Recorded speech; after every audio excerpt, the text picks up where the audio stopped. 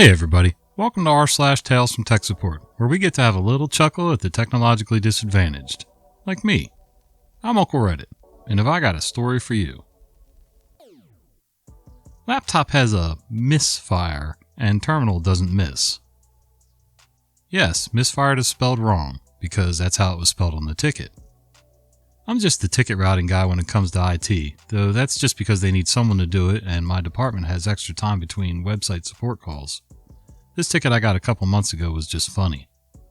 One of our programmer analysts sent in a ticket labeled, "Laptop has a misfire." I get a laugh, then my coworker sees it and starts laughing out loud. I ask him if he thought the laptop exploded out of the back. The security analyst and the QA analyst sitting on either side of us ask what's so funny. We tell them, and one of the security analysts, who used to be a car repair tech, asked if he needed some headlight fluid for his laptop. We had a good laugh. The actual contents of the ticket was just a process on his Windows laptop he couldn't seem to kill, and he didn't have access rights to try anything else, so he had to put in a ticket to the guys who did.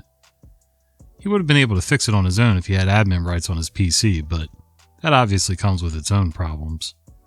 Another one I got a few months before that was more fire than miss.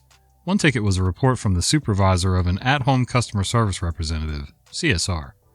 Her thin client apparently had a smoking addiction. This ticket was also complaining that this at-home CSR had to come into the office so much due to faulty equipment. I later talked to the guy responsible for the equipment deployments at lunch. He said he had completely color-coded all the cords and plugs so they would know which went into which, and he'd also given written instructions with pictures. This CSR had plugged the monitor AC adapter into the thin client terminal, which had the same type of barrel plug for some reason, even though the barrel plug had a piece of purple tape and the terminal had a piece of yellow tape near the power port.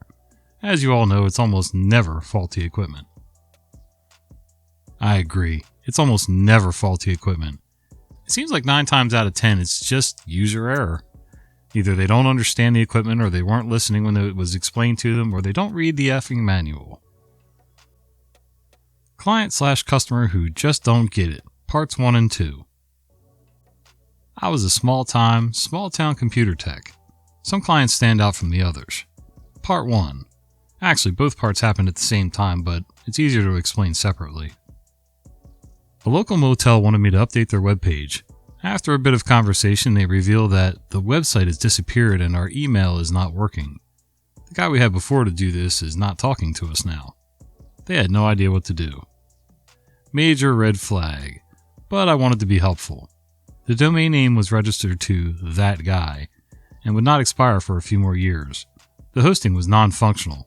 My efforts to contact that guy by email and phone were all unsuccessful.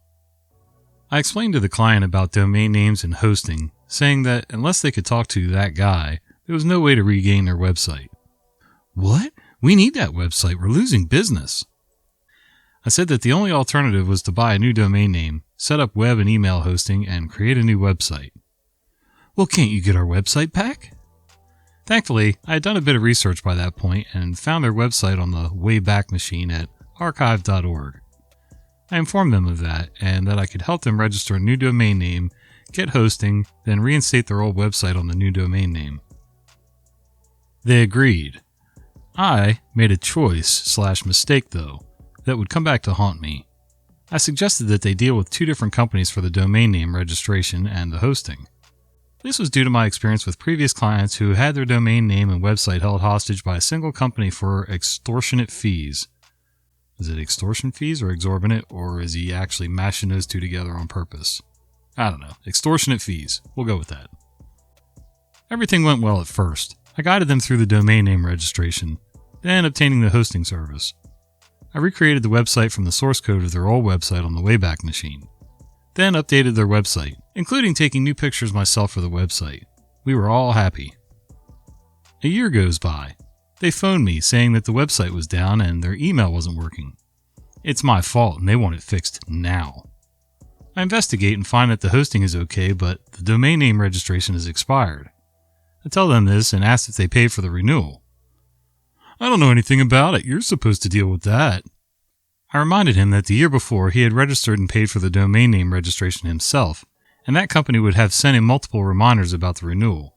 His response was that he shouldn't have to deal with such things himself. Okay, you haven't lost the domain name yet. You just have to renew and the website will be back within a few hours. If you want, you can make me the main contact for renewals and then I can deal with them for you. No, I'll deal with them myself. He renews the domain registration and the website comes back online. Exactly 1 year later, guess what? Obviously a rhetorical question. Our website and email are down again. What did you do? Very short investigation. The domain name registration expired again. You would have received multiple reminders about this. You're supposed to be dealing with these things. Fix it. Sir, exactly 1 year ago this same thing happened. When I helped you fix it, I asked if you wanted me to deal with it in the future. You said no. I don't remember that. This is still your fault. I again help him with renewing the domain name registration, but with a reminder that it was not my fault and he was responsible for this in the future. Part 2. The other thing that this client didn't get or didn't understand, even after I explained and warned him, was that internet search engines are literal. He and his wife called the business a lodge, not a hotel or a motel, but a lodge. It was essentially an 8 to 10 room motel. I suggested that their website include the words hotel and or motel as well as lodge, so internet search engines will return their website for searches for hotel and motel, with the town name. No, we're not a hotel or motel, we're a lodge. Anyway, we don't care about search results. All our business comes from word of mouth. Okay, they don't care, why should I? But guess what? You might guess it. During the second year, they call me up complaining that their regular customers say they can't find the web page when they search the internet. I asked, what are they searching for? They're searching for town name and motel. Why doesn't our website show in the results? I talked to you about this. You didn't want the words motel or hotel on your website. Thus, when someone searches for motel or hotel, they don't see your website. They see your website if they search for a lodge. It shouldn't be that way. This is your fault. Paraphrased. I'm sorry, but I've had enough. I can't help you anymore. I would have put it in writing. You didn't say anywhere in this story if you put it in writing or if everything was done strictly over the phone verbally or through email or whatever, but I would have put all of this in writing so that you can refer back to it. 2, that may not have mattered. There's been plenty of people where I put things in writing and they still have no idea. They don't remember anything. They want to argue the point even after I point it out in black and white and circle it for them. They still say it's my fault. Oh well. Some people just can't be helped. And fight! Hello, Tales from Tech Support. Not my first post, but on mobile and English is not my first language, so sorry for anything. This is not my story, but one from a tech friend that gave me permission to post it here. Some years ago, he was on the tech team of a 3,000 employee company, and for a country of the size of mine, that's a very big company. It reached the time to renew contracts with the ISP, and they wanted one full provider solution for fiber, mobile phones, and mobile data for laptops, but also equipment. In my country, ISPs often add laptops to large bulk orders if requested, besides the typical smartphones. He started contacting the 3 major ISPs, and due to the size of the business was forwarded on all 3 to special salespeople from the headquarters to negotiate. The issue was, no one would give the best price or offer right out of the gate. They would only slightly counter the competitor's offer, and he went back and forth with the 3 for a week, before having an idea, which he ran through his boss, who basically told him, do whatever you need, just get us a killer deal. He scheduled a meeting with the representative of one ISP, and when he arrived, he forwarded him to the meeting room and asked for him to wait. A few minutes later came the second, and was forwarded to the second room, and then the third. Well, these rooms had a peculiarity. The dividing walls could be removed on the press of a button in order to create a large conference/meeting room, and that's what he did, after all of them were in there. When they realized what was happening, they started to get up to leave since no one was authorized to discuss values in front of competitors. But my colleague just sat on top of the room and said, "You're all free to leave, but I'll make business with the last one that leaves the room, regardless of price. Call your bosses if you must, but anyone that leaves the room cannot return."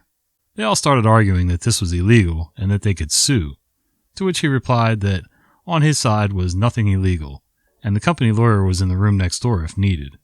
They all called their managers, and after getting an approval, all sat to start discussing prices, but my colleague just said, "You all know what I need. You don't need to question me for anything.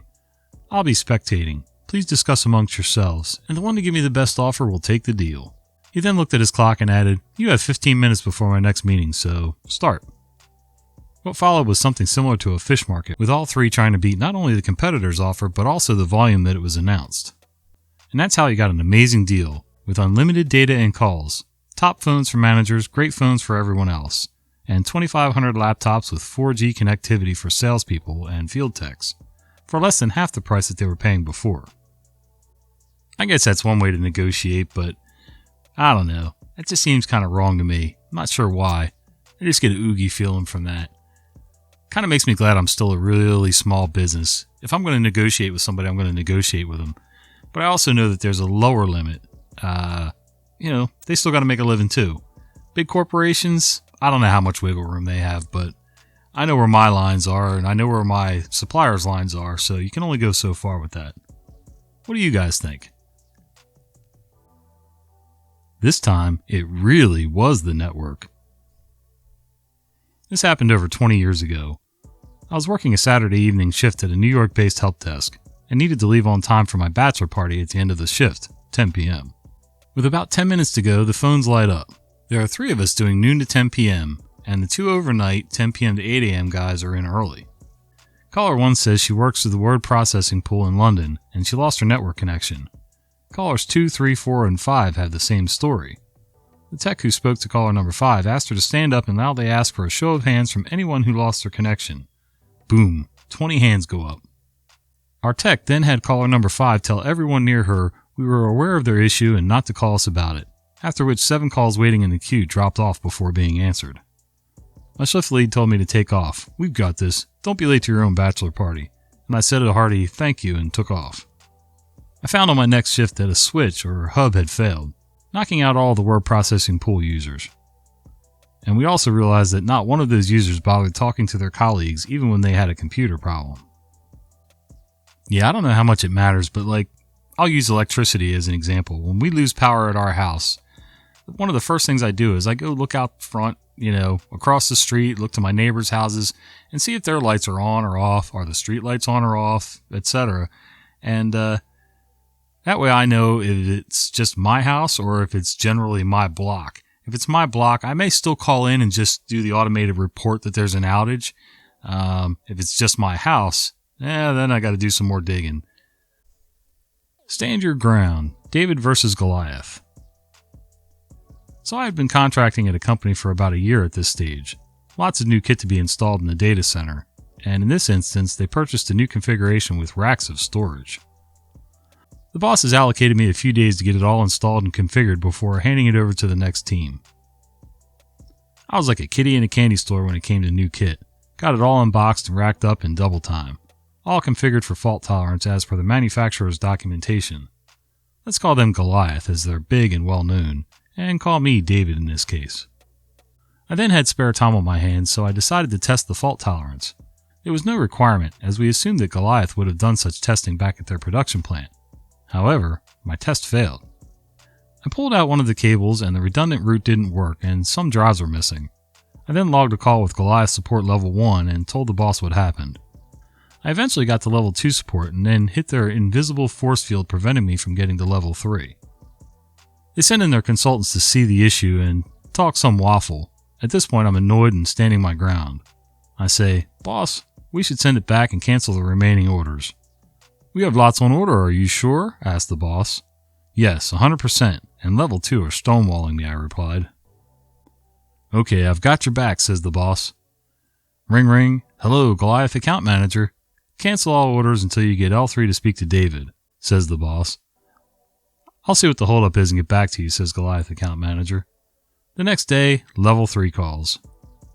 "Hi David, this is level 3. Can you show us the fault?" "Okay, let me run through it again with you." "Ah, yes, I see the problem. Interesting. I'll get back to you," says level 3.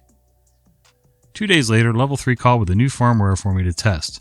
Firmware installed and the fault tolerance now working correctly as per documentation. Yeah, that's one thing I can't stand. When I call in for problems and, okay, I get level 1, they've got a script and everything. I get to level 2 and they still don't have a solution for my problem. Just push me on to level 3. Push me up the ladder, guys. I mean, Just sitting there saying, well, there's nothing we can do. That doesn't work. If I'm paying for a solution, I need the solution. Occam's razor. Picture a mid-20s ticket monkey nursing a mild hangover. The Cubs had a rough start last night. Whilst pondering how so many bad drivers ever got their license, the spring sun is shining directly in his face as the blinds taunt him with their brokenness. His soft phone's violent trill jerks him back to the lonely, empty office. TM is myself, OPE, a freshly hired employee who works from home. Please, God, someone else pick up. Someone, anyone, please. You've reached help desk. What can I do for you on this fine morning? OPE. Hey, I just finished setting up the equipment you guys sent me. Phone, monitors, adapters, MacBook Air, Magic Mouse, and Magic Keyboard. And I'm getting a strange issue. The input on the mouse is totally inverted. Left goes right, up goes down. I can't click either, so I really can't do anything.